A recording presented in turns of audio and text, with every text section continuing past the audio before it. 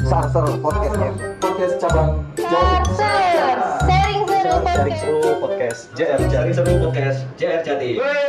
Oke, assalamualaikum warahmatullahi wabarakatuh. Selamat siang. Ketemu lagi di Sarser podcast JR Jati. Baik, alhamdulillah hari ini kita just friend dimanapun berada. Salam sehat, salam sukses, salam bahagia. Hari ini kita kedatangan tamu yang dulu pernah kita undang, dan hari ini kita kedatangan lagi Ibu Dr. Nungki, Direktur Utama Rumah Sakit Anwar Medika di Sidoarjo. Assalamualaikum Bu. Waalaikumsalam Apa kabar? wabarakatuh. Alhamdulillah kabar baik Pak Suhadi. Sehat-sehat Bu ya. Alhamdulillah sehat. Itu yang paling penting sekarang, sehat. Kita ketemu lagi nih Bu di masa pandemi. Masa Waktu pandemi. pertama dulu podcast kita nggak pakai masker ya Bu. Ya, sebelum pandemi waktu itu Sebelum Pak. pandemi ya. Sebelum pandemi. Atau tiba-tiba dunia berubah. Dunia berubah. Baik, Ibu ada yang mau disampaikan dulu buat teman-teman Just Friend, atau mungkin merewind, mengenalkan lagi, monggo lah. Apa yang mau disampaikan, monggo. Siap, terima kasih Pak Suhadi. Ini saya sapa dulu ya Pak Just Friend ya namanya Just ya. Friend. Ya. Ya, Assalamualaikum warahmatullahi wabarakatuh. Para Just Friend nih, pecinta podcast Sarsernya Jasa Harja. Alhamdulillah siang hari ini kita semuanya dalam kondisi yang sehat walafiat, mudah-mudahan dalam kondisi sehat yang prima. Alhamdulillah ini kali kedua saya terima kasih sudah diundang ke Jasa Harja kantor regional Jawa Timur ya Pak Suhadi di betul. sini bisa bergabung dengan teman-teman Just Friend semuanya. Alhamdulillah juga hari ini nih kalau kita ngomong pandemi sedikit ya Pak Suhadi ya. Oke. Ini kita pas lagi di fase khususnya seminggu terakhir ini nih kasus COVID secara nasional turun di Jawa Timur khususnya di Sidoarjo. Oke. Surabaya juga ngikut turun juga alhamdulillah. Mudah-mudahan COVID ini dia datang secara tidak diundang tiba-tiba. Mudah-mudahan setelah ini juga segera menghilang. Dan tentunya COVID ini datang pasti akan membawa banyak hikmah untuk kehidupan seluruh umat manusia ya. Oke. Dengan COVID ini akhirnya muncullah tatanan kehidupan baru, new normal, membuat kita jadi lebih pinter lagi kalau di rumah sakit Pak, karena rumah sakit terus ditantang untuk terus mengupgrade kompetensi semua tenaga medisnya, semua tenaga paramedisnya ya dengan adanya COVID ini. Jadi ini COVID memberi hikmah untuk semua orang lah pastinya. Kita ambil dari sisi positifnya gitu mungkin Pak Sadi ya. Oke. Kira-kira begitu. Mudah-mudahan Oke, teman-teman CR sehat semua. Oke, yang pertama Bu, mungkin di pikiran kita ini sekarang ini orang, dulu rasa saya kalau orang sakit segera ke rumah sakit, Sekarang rumah sakit. karena ada BPJS. Yap. Sekarang ini banyak orang ya kayaknya nih, perasaan saya termasuk saya soalnya, kalau ada sakit-sakit sekarang takut ke rumah sakit. Takut. Pasti takut Sebenarnya tertular. takutnya kenapa nih Pak? Ya takut tertular Bu. Oh, takut Makanya kan rumah sakit jadi tertular. pusat jadi pusat virus. Penanganan. Begitu sebetulnya pengelolaan di rumah sakit tentang pencegahan penularan tuh gimana Bu? Ya. Apa sudah betul-betul aman buat pasien yang lain ya? Ya, insya Allah kita harus optimis aman nih Pak. Rumah sakit Anwar Medika ini menjadi salah satu rumah sakit rujukan COVID di Jawa Timur ya. Kita ditetapkan oleh SK Gubernur tanggal 10 Maret 2019 kemarin ya. 2020 maaf. 2020. Nah, untuk menjadi sebuah rumah sakit rujukan COVID ini tentunya dari situ kan kita berbenah ya Pak. Termasuk salah satunya adalah komitmen rumah sakit ini melokalisir gedungnya. Itu mulai dari depan dari IGD sampai ke ruang rawat inapnya kita lokalisir di tempat yang terpisah. Ini kita memisahkan antara COVID dan non COVID. Ini semata-mata untuk safety juga, kenyamanan juga pasien. Dari gedungnya sudah kita localize, kemudian dari sistem tata kerjanya, ini kan karena COVID ini, SARS-CoV-2 ini adalah virus baru, dalam ilmu kedokteran itu yang selalu berkembang, kita pun juga mengikuti perkembangan ilmu kedokteran, kita pun juga turut senantiasa berbenah. Salah satunya memperbaiki sistem tata kerja klinisnya, penanganan COVID-nya, mulai dari pencegahan infeksinya, gedungnya, sarprasnya, termasuk nakesnya juga. Ini semuanya kita atur sedemikian rupa sehingga masyarakat sudah nggak perlu lagi takut untuk ke rumah sakit gitu. Karena sama aja sih dengan kita menunda sementara pengobatan. Iya, kalau itu kemudian bisa diobati sesuai dengan kaidah yang benar sih nggak masalah sih Pak. Tapi kalau pada akhirnya tidak menemukan solusi yang tepat, malah akan menambah masalah, menambah penyakit yang udah cuma 1 menjadi 2, 3 karena keengganan untuk datang ke rumah sakit. Insya Allah sih kalau sekarang nggak perlu khawatir sih Pak, karena semuanya sudah tercukupi dari APD-nya, nakesnya. Insya Allah semuanya sudah aman. Gedungnya juga terpisah, layannya terpisah. Kalau nggak salah dulu kan ada jargon tuh, atau ada apa kata-kata ya. Kalau Anda tidak patah tulang, kalau Anda tidak benar, jangan ke rumah sakit. Ya, jadi ini akhirnya orang yang datang ke rumah sakit udah parah-parah ya Pak. Gitu, nah itu sempat kan waktu di bulan Juli Agustus dan kemarin November Desember Januari kita pas lagi peak-peaknya itu masalah terberatnya adalah salah satunya karena pasien ini enggan ke rumah sakit, jadi datang ke rumah sakit secara pre-hospital kondisinya udah jelek-jelek semua. Akhirnya begitu nyampe rumah sakit, kita nggak bisa melakukan yang sangat optimal karena datang sudah dalam kondisi parah, sudah terlambat. Jadi sekarang aman sebetulnya ke rumah sakit. Insya Allah aman. Kita kita pisah di rawat jalan, klinik COVID-nya kita pisah, pemeriksaan PCR, rapid antigen kita juga drive-thru, terpisah semua dengan layanan yang normal. Disinfektan terus ruangan Bu ya? Terus itu sudah sesuai dengan protokol pencegahan infeksi. Oke, just friend, jadi aman kita kalau flu aman lah. Jangan ragu-ragu ke rumah sakit. Ya. Bertanya pada orang yang tepat. Kan gitu Pak, bertanya harus pada orang yang tepat ya, sesuai dengan kompetensinya. Bu, terkait dengan Laka Lantas. Nah, untuk periode pandemi ini, masa pandemi ini penanganannya gimana? Ada perbedaan? Atau semuanya di swab atau semuanya diperiksa COVID-nya gitu? Kalau di kami kebijakannya mengacu ke peraturan Kementerian Kesehatan Pak. Jadi nggak semuanya dilakukan screening dengan swab PCR atau rapid antigen. Jadi tetap sesuai dengan indikasi. Waktu di awal pandemi dengan adanya kebijakan WFH, stay at home, itu kasus laka lantasnya turun. Jadi terus sekarang sepertinya sudah mulai naik lagi. Naik lagi ya, karena orang sudah mobilitas. Betul. Cuman kita sama sekali nggak merubah pedoman tata laksananya. Kemudian kalau pandemi terus semua pasien yang masuk ke IGD kemudian harus melakukan swab PCR, enggak. Kita tetap sesuai dengan hasil pemeriksaannya. Kalau ada indikasi diperiksa rapid antigen atau PCR ya kita lakukan pemeriksaan. Kalau enggak ya enggak gitu. Sehingga kita pun dengan adanya pandemi ini akhirnya rumah sakit juga punya layanan OKA COVID juga Pak. Untuk pasien-pasien yang membutuhkan layanan operasi ternyata confirm atau probable ya akhirnya kita kerjakan di OKA COVID. Begitu. Sejauh ini ada masalah Bu dengan jasa raharja? Alhamdulillah kalau dengan jasa raharja aman tanpa masalah. Karena semua proses penklamannya cepat, kemudian untuk pencairannya juga relatif lebih cepat. Alhamdulillah Pak. Itu apa Bu? Program kita yang awal dulu Jasdika itu ya. Itu kan ya langkah digitalisasi kerjasama rumah sakit. Betul. Ini mungkin ada beberapa juga yang kemudian mengaplikasikan seperti itu. Yep. Sejauh ini mempermudah masyarakat ya? Sangat mempermudah. Atau sistemnya bagaimana Ibu bisa? Jadi aplikasi Jasdika itu kebetulan dulu saya memberi namanya terinspirasi nama menggabungkan antara Jasa Raharja dan Anwar Medika. Ini sebuah ya kalau saya bilang itu sebuah aplikasi fenomenal juga ya Pak. Kenapa fenomenal? Karena kalau di Anwar Medika itu Jasdika itu menjadi pilot project perdana tim IT kami yang waktu itu diminta oleh Jasa Raharja membuat sebuah aplikasi. Nah ini fenomenalnya. Kita nggak waktu itu dengan tim IT yang masih sangat minimize, kita di challenge untuk mendevelop sebuah aplikasi. Ini kan sebuah hal yang sangat luar biasa. Mendevelop aplikasi di mana kita harus selalu bersinergi. Aplikasi yang didevelop itu bukan hanya manfaatnya untuk rumah sakit, untuk Jasa Raharja dan keluarga pasien. Sehingga bisa mengakses sampai ke penjaminan Jasa Raharja. Jadi ini mempercepat proses dari layanan dari depan sejak penanganan, kemudian pengeklaman sampai ke full up keluarga pasien. Kalau pengen tahu sejauh mana dijamin oleh Jasa Raharja, ini bisa mengakses lewat Androidnya, HP Androidnya masing-masing. Gitu. Ini sebuah terobosan yang luar biasa lah Pak waktu itu kalau untuk kami ya, untuk Jasdika.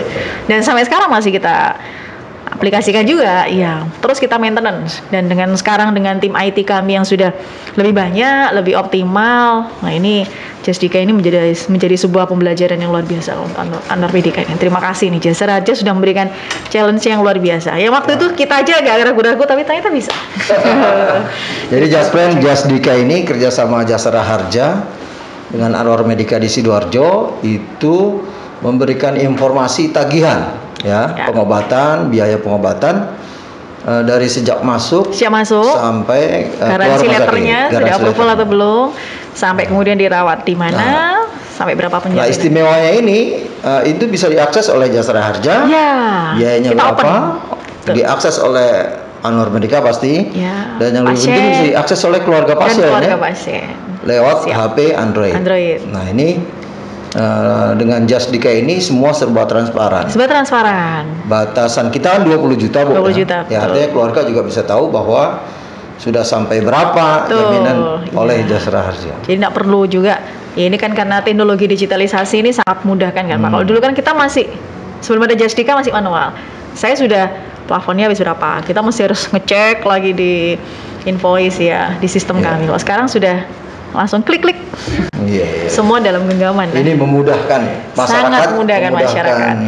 Jasara Harja. Tentunya Jasara Harja dan rumah sakit juga. Tapi lancar ya pembayaran dari Jasara Harja. Alhamdulillah lancar dan selalu lancar. Kalau nggak lancar kepada kepala Sidoarjo deh. Lancar semuanya. Terima kasih Jasara Harja. Semoga nanti instansi yang lainnya, asuransi sosial maupun komersial bisa mengikuti jejak Jasara Harja. Bu, kaitan dengan kembali ke pandemi, Bu, saya tertarik dengan apa? Saya pernah dengar ada plasma apa tuh? Plasma konvalesen. Itu apa sih, Bu? Kemudian apakah itu mengobati orang? Kan sekarang dicari-cari, Bu. Ada komunitas WhatsApp khusus pasien TPK, penyintas. Itu maksudnya apa sih sebetulnya? Kalau terapi plasma konvalesen ini salah satu protokol terapi untuk tata laksana COVID sih, Pak. Emang ya diambilkan dari antibodi seseorang yang sudah terpapar COVID, sudah sembuh. Yang kita harapkan di situ dia punya antibodi yang cukup kuat, sehingga kenapa kok harus didonorkan? Ini bisa membantu memberikan antibodi pasif ke pasien-pasien COVID yang lainnya gitu, sehingga antibodinya menjadi lebih kuat. Harapannya seperti itu. Cuman kan emang nggak mudah untuk mendapatkan plasma konvalesen ini. Nah kalau sekarang sih informasi yang terakhir lebih mudah didapat dari PMI dibandingkan yang waktu awal pandemi pas lagi peaknya banyak kosong. Ini salah satu protokol terapi juga. Tapi itu artinya menyembuhkan gitu? Kalau dibilang menyembuhkan dalam artian membunuh virusnya enggak, karena dia cara kerjanya berbeda, meningkatkan antibodi dalam tubuh sehingga bisa melawan virusnya. Jadi secara tidak langsung seperti itu. Tapi plasma konvalesen ini nggak bisa berdiri sendiri. Ini dalam protokol terapi dia adalah sebuah rangkaian dengan terapi-terapi yang lainnya. Dan pemberiannya pun juga khusus, mesti di fase-fase tertentu. Jadi ibaratnya nembaknya itu harus pas. Sekarang sering banyak permintaan. Ya, permintaan donor ya, penyintas ya. Nah, kemudian kembali ke langkah berikutnya nih, Bu. Ini kan setelah virus mewabah nih, kemudian sekarang masanya vaksinasi. Vaksin. Semua orang divaksin. Kita kemarin sudah divaksin sama Ibu juga. Ya, alhamdulillah. Masih tahap pertama, Pak. Jangan lupa. Tahap pertama. Nah, itu apa bedanya, Bu? Kemudian pertanyaan pertama ini, sebenarnya vaksin itu apa yang disuntikan ke kita? Kemudian setelah vaksin ini saya udah vaksin, udah punya sertifikatnya. Apakah sudah bisa menangkal virus nih? Sertifikat ini. Sebetulnya kalau disebut langsung betul-betul menangkal virus, ya nggak bisa begitu juga sih, Pak. Ini kan lebih ke arah vaksinasi ini kita memberikan pasif ya, imunoglobulin pasif, supaya pada saat ini virus yang dilemahkan, supaya pada saat nanti seandainya kita terpapar COVID, tubuh kita itu jauh lebih siap, nggak sampai jatuh ke derajat yang lebih berat. Tapi bukan berarti dengan vaksin itu kemudian kita saya pasti akan terbebas dari paparan, kemudian saya bebas melakukan apa saja, melupakan protokol, nggak bisa gitu juga, tetap harus. Ini kan bukan dalam rangka untuk melindungi bahwa saya nggak akan kena, enggak, tapi lebih ke arah, kalaupun kena, ini tubuh lebih siap untuk melawan. Kalaupun kena, ya nggak sampai berat, seperti itu. Ini salah satu bagian untuk mencapai herd immunity, tapi bukan berarti kita kemudian mengabaikan prokesnya. Jadi setelah pertama kemarin kita tanggal 6 ya, tanggal 5 ya, Nanti tanggal 19. Selisih 14 hari. 14 hari. Nah, 14 nanti ada hari. vaksinasi yang kedua. Kenapa harus begitu, Bu? Sesuai dengan titernya supaya mencapai antibodi yang optimal tuh ibaratnya dosisnya emang harus dua kali begitu supaya nanti antibodinya kuat. Seperti itu, Pak. Masih jadi ada nanti tanggal satu lagi. 16 kita vaksin lagi ya? Ya, betul. Ada gejalanya, Bu, nggak setelah vaksin orang?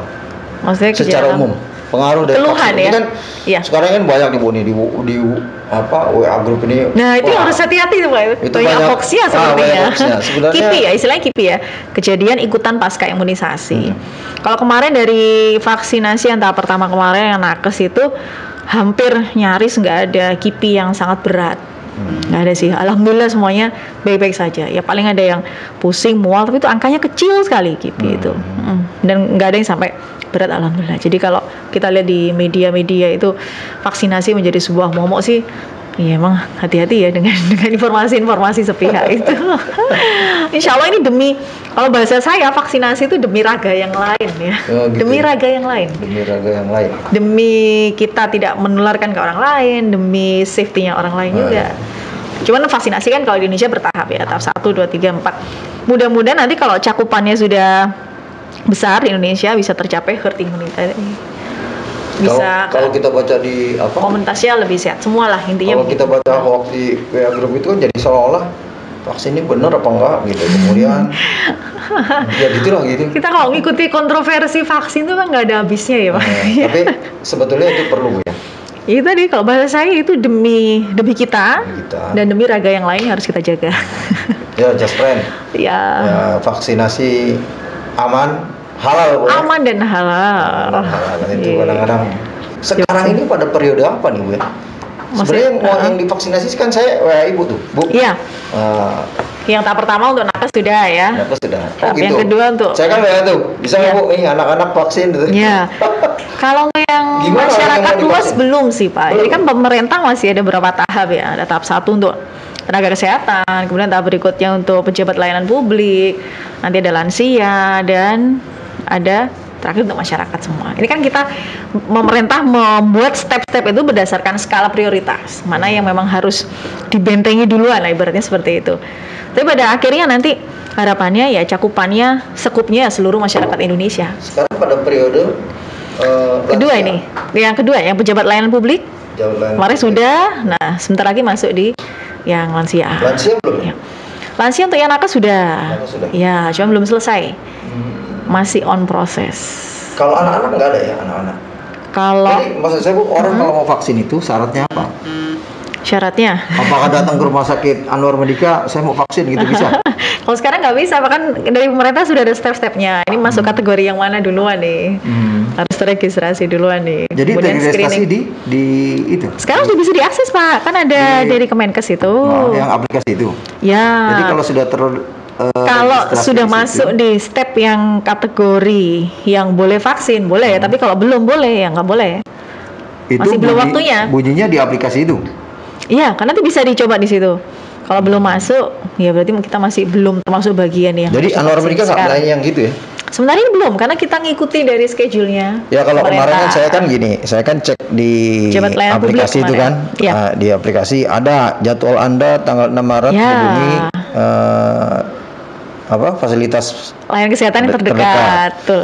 Kalau sudah punya itu baru bisa ke rumah sakit. Ya, Oh. betul Pak. Karena semua sudah ada schedule-nya masing-masing ya. Hmm. Ini berkaitan dengan jumlah kuota vaksin juga. Ya, jadi Just Friend cek di aplikasinya masing-masing. Ya. Kalau sudah terdaftar boleh hubungi rumah sakit terdekat. Betul, gitu. betul. Nanti kita siap bantu. untuk Kalau belum ada ya nggak bisa ya? Iya, berarti belum oleh pemerintah. Oleh pemerintah. Iya, belum masuk di kategori yang harus Ya. divaksin sekarang. Nah, gitu, iya, Pak. iya, iya. Saya pikir semuanya bisa. Nantinya next year Nantinya gimana? ya, Iya, bertahap. terus sabar. Iya, iya, sabar iya. menunggu giliran, menunggu antrian. Iya, oke. Nah, kita ini Bu nanti ada aplikasi Sivera, namanya sistem Sivera. verifikasi. Sistem verifikasi apa? Sivera itu sistem biaya rawatan. Sistem verifikasi biaya rata, Nah. rawatan. Kira-kira ini akan menggantikan Jasdika atau melengkapi ya? Karena kita ini nanti Bu verifikasi itu akan dilakukan oleh pihak ketiga. Itu semua nasional ya Pak ya? Nanti akan berlaku nasional. Siap. Menurut pandangan Ibu, kira-kira ini akan melengkapi atau menggantikan ya? Nah, mesti ini tergantung dari aplikasinya ini sejauh apa nih Pak? Kita kan dengan pihak ketiga itu dengan Admedica kalau Ad Medica. Cuma aplikasinya ada ini kan? Sudah ada. Kita kerjasama dengan Ad Medica sudah. Cuman untuk aplikasi si Vera ini apakah nanti nextnya juga punya kebebasan ini ya terjangkau oleh semua, artinya keluarga pasien juga bisa mengakses, affordable lah Pak. Kayak Justika ini kan kita betul-betul open ya, semua bisa mengakses. Nah nanti Istivera ini apakah pasien dan keluarga juga bisa? Ya, Bu, secara secara singkat saja, menurut Ibu plafon kita itu 20 juta itu untuk laka lantas ya? Laka lantas yang dirawat di tempat Ibu kira-kira cukup atau? Rumah sakit kami Anwar Medica ini kan sebagai TAC satu-satunya di Sidoarjo, Traffic Accident Center, jadi pusat penanganan kecelakaan lalu lintas. Pokoknya laka lantas. Semua laka lantas itu kita kan punya layanan itu. Karena Sidoarjo, Anwar Medica, Sidoarjo. Apalagi jalur Gaza tuh Pak, jalur Gaza lewatin rumah sakit kita itu. Nah, rumahnya TAC ya? TAC, karena kita satu-satunya di Sidoarjo, ya TAC Anwar Medica. Nah, yang jadi masalah karena kita pusat layanan kecelakaan lalu lintas, otomatis yang datang ke kita juga kondisinya jarang yang kategori sedang, rata-rata udah jatuh ke berat. Nah, pada saat berat ini Pak, biasanya asuransi hanya menghitung Anda dioperasi habisnya sekian. Padahal layanan push op ini loh Pak, ini juga yang perlu diperhitungkan di depan. Kan jarang orang patah tulang kemudian sekarang dioperasi selesai besok pulang, oke. Tapi kemudian yang mungkin jarang untuk dihitung cost-nya adalah pada saat setelah pulang kontrol ke poli. Nah ini nih untuk kecelakaan yang kasusnya berat, bahkan sampai ada cedera otak, sampai ada patah tulang, patah tulangnya pas di tulang panjang, tulang besar, ini pemulihannya lama Pak. Belum nanti pemulihan pasca kecelakaannya itu yang berhubungan dengan rehab medik, fisioterapi. Nah ini akhirnya cost-nya menjadi besar. Patah tulang kaki misalnya, patah tulang paha gitu Pak. Nah patah tulang paha rata-rata ya pasti belasan Pak, operasinya aja ya itu ya. Operasinya aja. Iya, karena kan pasti durasinya lama. Kemudian belum ini plat-platnya itu. Belum nanti pasca perawatannya. Pemulihannya juga lama. Kontrol rawat lukanya. Semakin dalam lukanya, semakin yang patah ini tulang panjang, itu perawatan pasca operasinya Pak, rawat lukanya pasti lama. Kalau kendala dengan JR Bu, selain tadi kalau dari JR bagus lah. Iya, cepat sih Pak. Kalau yang membuat kemudian pasien menjadi kebingungan. Misalnya kok nggak dilayani gitu misalnya, apakah syarat-syarat apa gitu ya? Kalau yang sekarang ini sih kendala kita paling banyak justru di depan itu mungkin sedikit ini kasuistik sih, menunggu garansi letter misalnya, karena harus itu garansi letter kan bisa turun kalau ada laporan polisi. Nah, kadang-kadang menunggunya di situ, menunggu laporan polisinya untuk laporan polisi itu Ibu yang lapor juga ya? Atau lewat Justika juga? Lewat Justika, ya? Betul, Justika. Polisi tahu sebetulnya. Betul, cuman kan barangkali karena Sidoarjo ini kasus lakanya banyak, iya. Jadi untuk approval-nya pasti butuh waktu, mungkin gitu ya Pak Sadi ya, kira-kira. Kalau LP-nya ya. Maksudnya approval dari kepolisian? Kepolisian ya. Iya. Oke, jadi catatan kita ya Bu ya. Tuh, dan kita kan kalau untuk kasus-kasus laka yang sudah pasti dijamin oleh Jasa Raharja, sambil menunggu LP itu kebijakan di rumah sakit kami itu kita nggak ada sama sekali deposit. Artinya kalau itu sudah dijamin ya sudah, kita hanya tinggal menunggu garansi letter. Pasien tetap dilayani sesuai dengan hak kepesertaannya itu. Jadi nggak rugi apa-apa lah intinya. Nah Bu, kemudian yang lebih maju lagi nih Bu, kita punya ide sebenarnya. Idenya dari Jawa Timur. Itu menurut pandangan kita ini, ketika orang kecelakaan, keluarganya meninggal atau keluarganya dirawat, luka-luka, tetap itu ada efek psikologis terhadap keluarganya. Oh iya, betul. Nah, pasti. Kemudian kita bikin inovasi ke kantor pusat dan itu jadi juara kedua atau ketiga ya. Apa itu Pak inovasinya? Inovasinya itu layanan psikologi pasca laka. Layanan psikologi pasca laka. Jadi ketika orang ngajukan santunan, kita identifikasi, kita berikan apa? Konseling, Pak. Konseling. Oh, wah, Konseling keren. lewat apa? Lewat Yang memberikan konselingnya dari psikologi. dari Jasa Dari Raja. Jasa Raja. Oh, Jadi punya siap. seperti aplikasi gitu, yang kemudian mereka masukkan data. Apakah perlu? Ya nggak tahu tuh, orang psikologi yang tahu ya. Tapi itu program itu kita lagi jalankan. Nah, kira-kira kalau dari Anwar Medika ada nggak tuh unit psikologi, Bu? Oh, iya. Karena Ibu kan melayani apa korban laka lantas, bisa juga kita sinergikan Oh, untuk bisa Pak. Nah, ini akhirnya saya juga jadi nemu ide nih. Iya. Kalau di kami psikologi nggak ada, kita ada psikiater. Ya, spesialis kesehatan jiwa itu. Dan kalau di kami ini kita punya dari psikiater kami nih, 2 orang psikiater ini, kami punya layanan hipnoterapi juga. Hipnoterapi. Oh, hipnoterapi. Hipnoterapi. Nah, salah satunya itu sebagai pendekatan untuk pasien-pasien, untuk keluarga pasien ya, untuk bisa untuk pasien-pasien yang cacat misalnya, yang cacat permanen, untuk keluarga pasien yang ditinggalkan. Ini bisa nanti kita bersinergi, Pak. Ya, sebelum itu Bisa pendekatan terapi hipnoterapi. apakah memang layanan ini dibutuhkan? Oh, sangat dibutuhkan. Saya kira perlu, namanya ya. kondisi psikologis dalam menghadapi sebuah musibah ya. Musibah laka lantas kan musibah unpredictable. Ya, pasti kondisi psikologisnya pasti sangat terguncang. Nah, itu peran psikiater di situ bisa masuk di situ. Boleh lah Pak, nanti coba saya pikirkan dengan teman-teman untuk layanan yang pendekatan psikologis tadi untuk kasus-kasus yang laka lantas. Kita Siap. memang pandangan kita tadi kepada, kan kita punya tenaga psikologi juga. Di sini ya Pak ya? Punya psikolog. Kemudian kita kerjasama dengan universitas di sini yang terdekat, Airlangga, di bidang di jurusan psikologinya. Yeah. Mungkin berikutnya kita lebih jauh dengan kalau di kami psikiater ke psikiater kalau memang ada kasus-kasus yang siap yang perlu Iya. lebih lanjut lah mungkin ya. Dan di kami ini psikiater 2 orang ini, beliau yang satu juga konsultan, juga hipnoterapi juga, sudah mahir, sudah bersertifikasi. Iya. Jadi itu pas nanti semoga bisa membantu psikologisnya pasien dan keluarganya. Ya. Jadi ini untuk kepentingan masyarakat lah ya. Nah, iya. Jadi kerjasama Kemanusiaan. Nah, sepakat. Kalau ada hal yang berat, humanity. kita bisa koordinasi dengan Anwar Medika. Siap. Kalau ada yang berat, misalnya kan di sini psikolog nggak mampu, atau di Erlangga kemudian setelah kita kerjasama, mungkin yang lebih berat ke psikiater. Ya. Oke. Kita siap bersinergi dalam rangka kemanusiaan. Ya, Sinergi in humanity. Keren.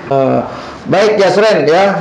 Jadi dari bincang kita ini, ternyata ide kita LAPSI itu perlu ya, Bu ya. Perlu. Dan kita siap mendukung, Bu. Layanan siap bersinergi namanya. psikolog LAPSI Trace. LAPSI Trace. Psikologi Trauma Center. Layanan psikologi trauma center. LAPSI Trace. Nah, ini memang berarti lebih ke depan lagi layanan. Jadi Jasa Raja bukan menyerahkan santunan saja, tetapi juga memberikan pendampingan psikologi terhadap keluarga dan korban ketika pasca kecelakaan. Menurut Bu Dokter itu perlu dan kita bersinergi ya. Siap bersinergi kembali. Kalau kemarin teknologi, sekarang yang humanity-nya. Humanity. Oke, terima kasih Bu Nungki atas kehadirannya dan informasinya. Oke, Just Friends, kita sudahi diskusi kita. Kalau ada pertanyaan lanjutan silahkan tulis di komentar di bawah ini. Jangan lupa like, subscribe, and comment akun Jasara Harja Jatim ya, Jasara Harja Jatim. Juga ada Instagramnya Jasara Harja Jatim, ada Twitter JR Jatim. Ada Spotify juga. Oh, nggak ada logonya Spotify.